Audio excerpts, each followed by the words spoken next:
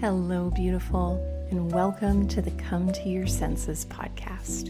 I'm your host, award-winning certified feminine embodiment coach, licensed esthetician, and enthusiastic foster dog mama to animals across the land, Mary Lofgren.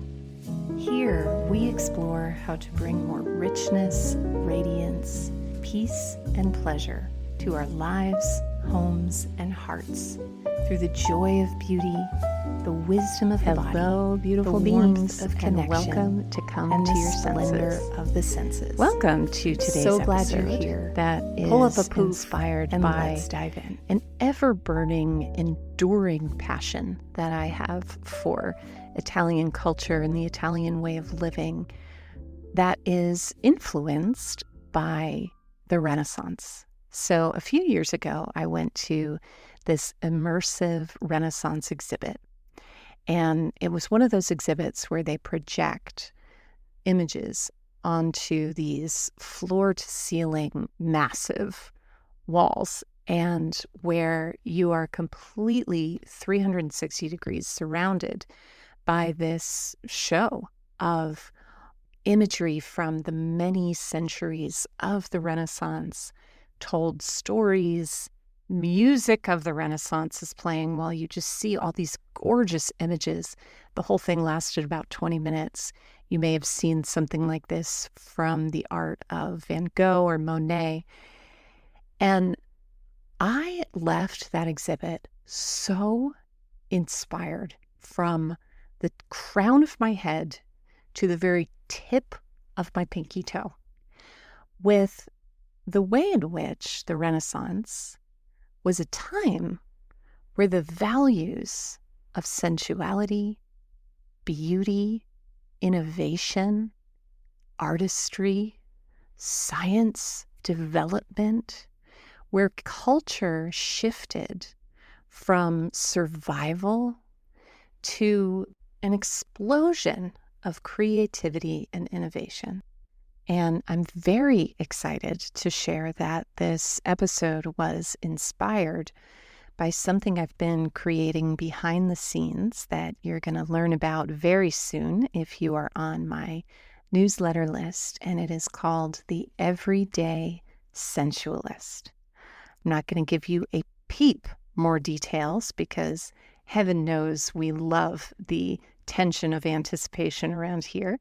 But I will say that if you'd like to receive your exclusive invitation to this incredible party, you can head to marylofgren.com and sign up for my newsletter.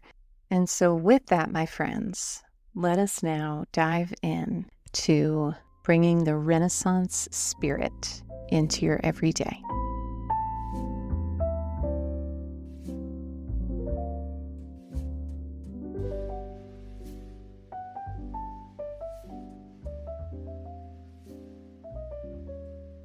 Now, I do want to name, before we go any further, that while the Renaissance is celebrated as this golden age of art and beauty and flourishing, it's important to remember that most, if not all, of the history that we're told centers around wealthy white European men who had the privilege to paint and to philosophize and to patronize in a world that was built on the labor and exclusion and erasure of others.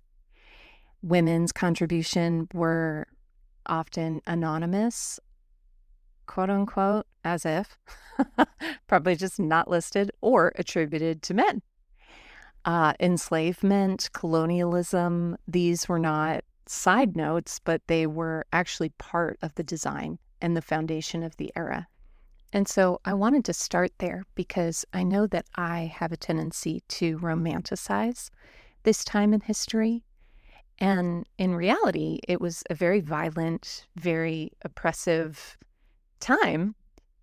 And yet there are aspects of the spirit of the time that we can bring into our modern day lives to create a new kind of Renaissance that is not only inclusive of the stories and the art and the beauty that is missing from this time period, or that was systemically erased from this time period, but one that is rooted in these principles as being the right of all human beings, that expression and art and the prioritization of pleasure and social and intellectual enrichment are not just reserved for the upper echelons of some societal hierarchy, but that are the natural right of every human being, and that don't rely on something outside of us, but that are instead natural resources that we can draw on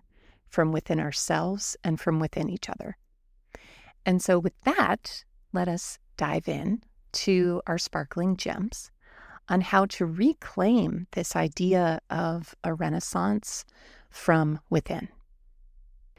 Some of the great sources of inspiration for me around this way of living and being are historical figures known as the courtesans of Venice. And courtesans during the time of the Renaissance were historically women who moved through social and intellectual circles, not in the traditional way, which was through the hierarchy of birthright, whatever that means, but by cultivating their charm, their wit, and their cultural fluency.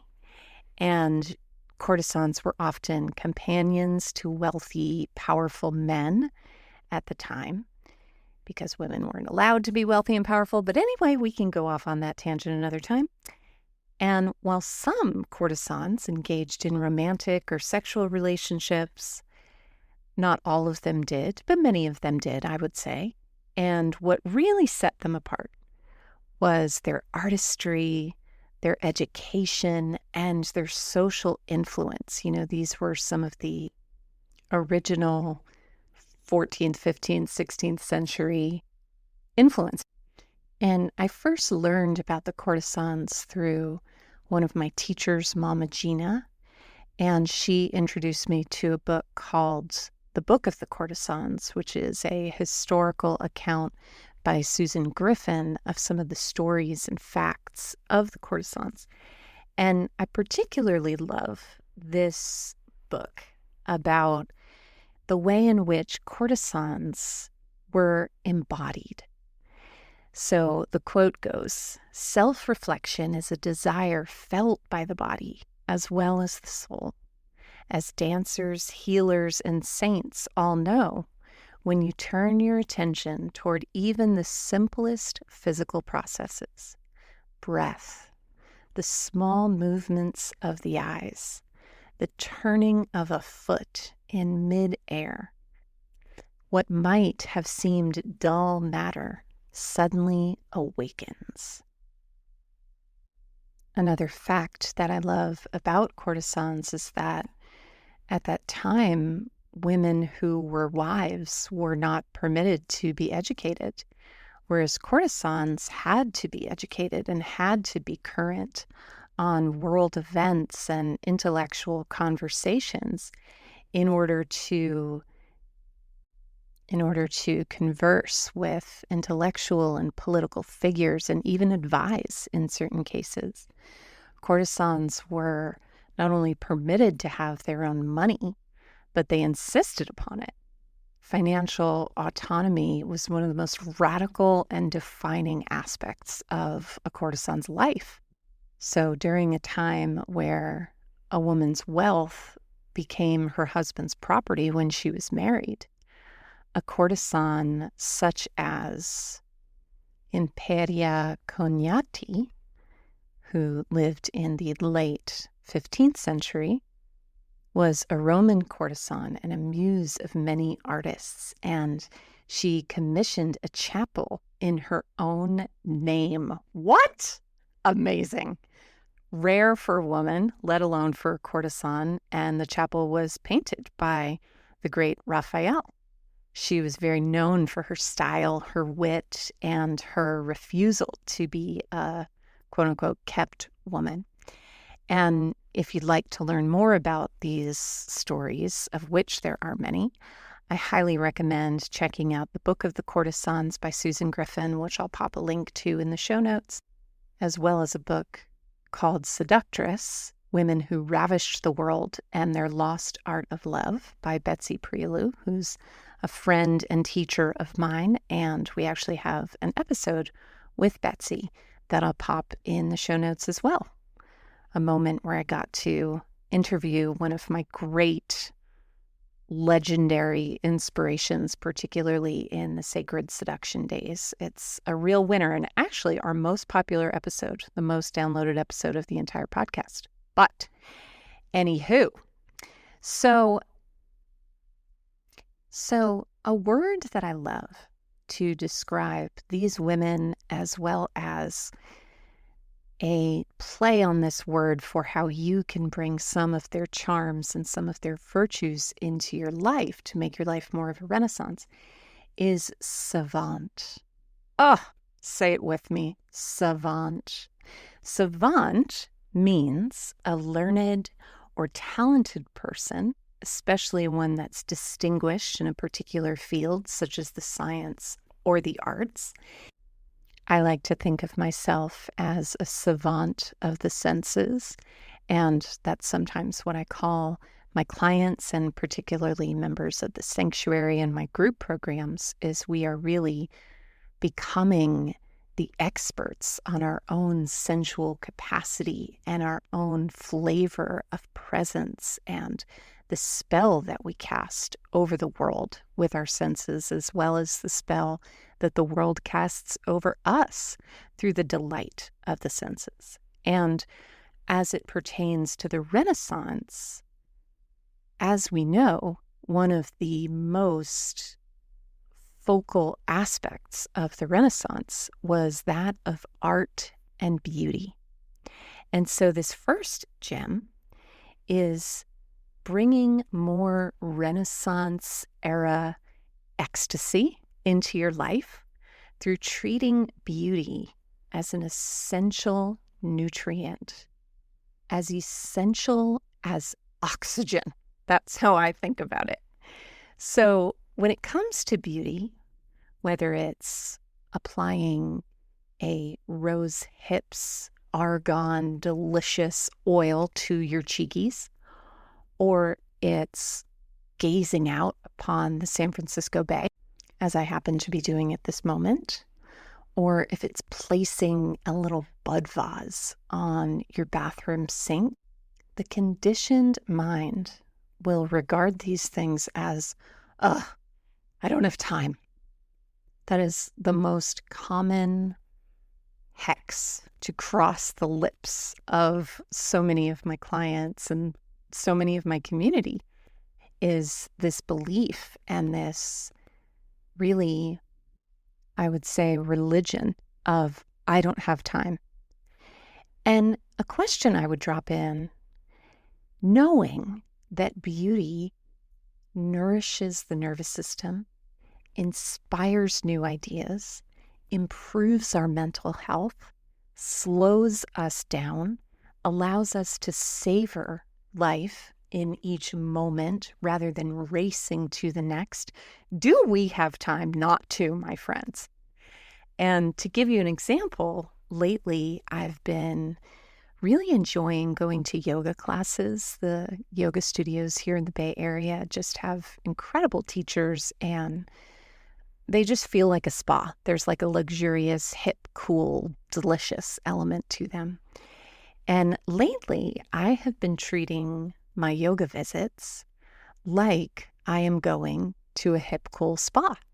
So before I go to class, I'll usually maybe take a shower. I'll put on something kind of sexy like black linen drawstring pants with a black crop top. I'll have facial oil. I'll put a bit of essential oil beneath my earlobes. I'll have a little bit of facial oil glistening on my skin. And without the shower, this takes me the same amount of time that it takes me to put on my sweatpants and God knows what kind of top and race out the door like I've been known to do many times. And what's amazing about it is that beauty is kind of the wind that carries the presence of our experience. So when I go to yoga and I'm feeling luscious and connected to my body and connected to beauty, the experience that I have is so much richer, so much more delicious. I hear the music in a different way. I experience the class in a totally different way, rather than something I just need to get through for an hour and a half. It's like beauty recalibrates our system to a receptive rather than a conquering state. And so this is your first gem, is to bring more of this Renaissance ravishment into your life. Beauty is the path. Beauty is what defined the Renaissance in many ways. And being a savant of beauty, which means that you simply see beauty as an essential rather than a luxury, and you devote yourself to the practice of it. That is gem number 1. Gem number 2 is being a savant of conversation. So the great courtesans and all wealthy folks of the Renaissance were really artists of conversation. And I say wealthy folks because that's where we have the most history about the attributes of the Renaissance.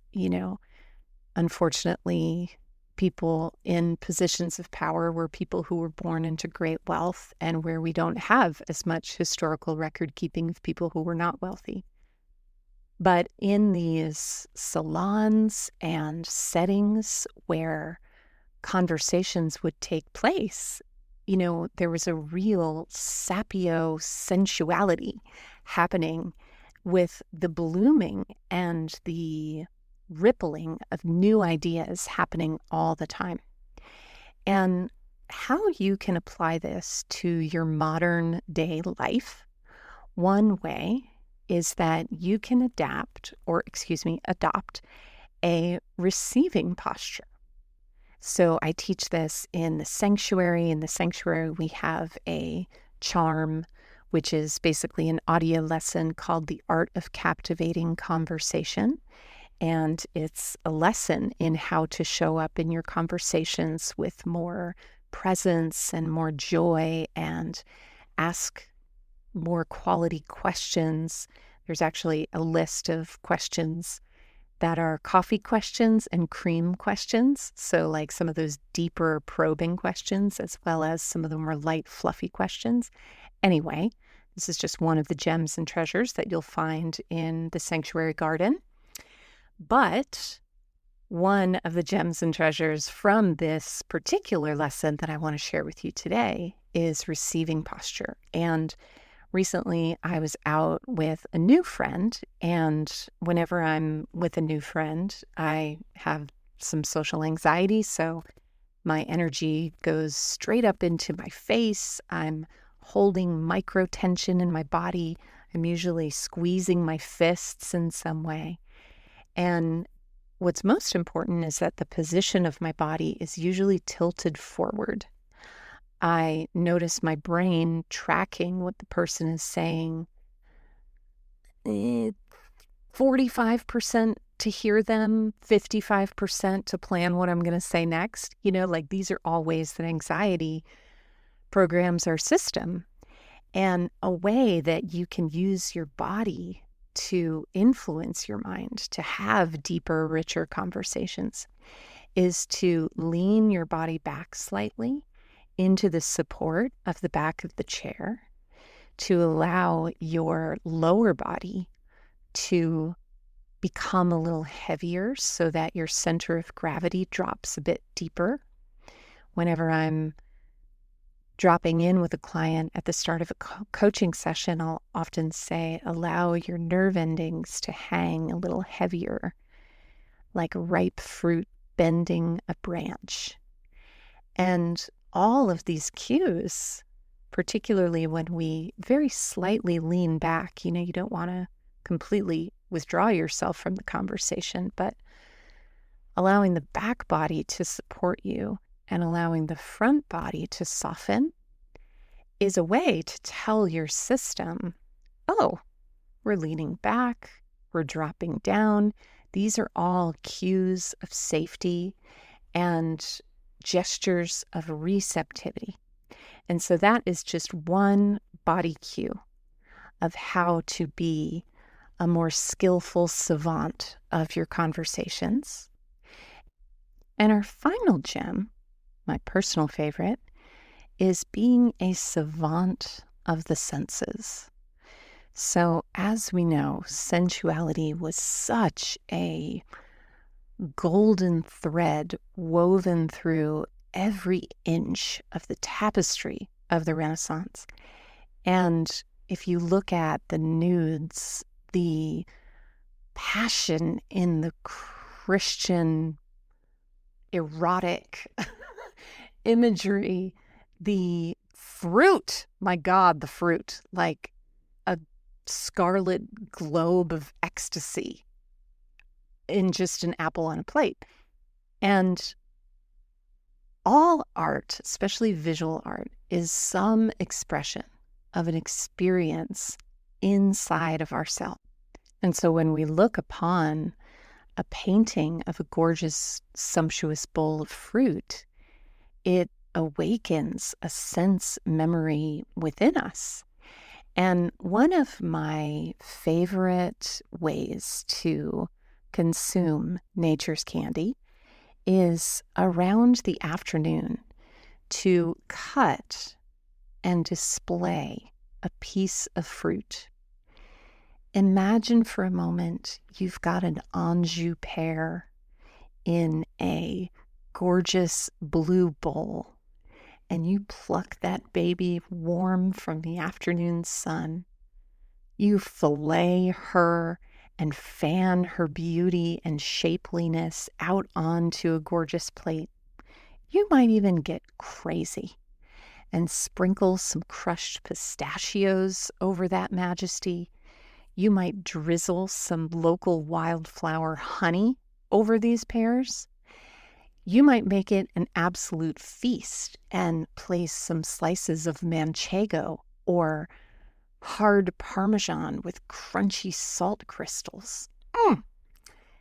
And you might take that outside and indulge in this afternoon banquet. And one of the things I've been doing recently, because I struggle with IBS and some gut issues, is allowing Italy to heal my gut. And whenever I'm in Italy, I've been to Italy many times. I do my signature retreat in Italy. I am amazed at how much slower I go and how much slower I eat. And something I've been doing lately is whenever I have a snack or if I have a meal, I'll bring it outside and I'll eat it in the sun. There's just something so seductive about the elements being a part of one's meal. And I am enriched by the elements while also keeping my belly soft and my pace relaxed. And another episode I'd like to refer you to is The Art of Eating Sensually.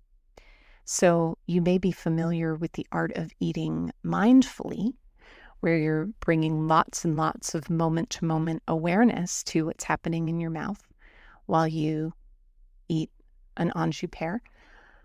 But sensually eating is a different game altogether. The through line of mindfulness is there, but rather than simply bringing neutral awareness, when I eat sensually, I did this the other night with a plate of pasta, which if you're ever in Oakland, California, run, don't walk to Belotti Bodega.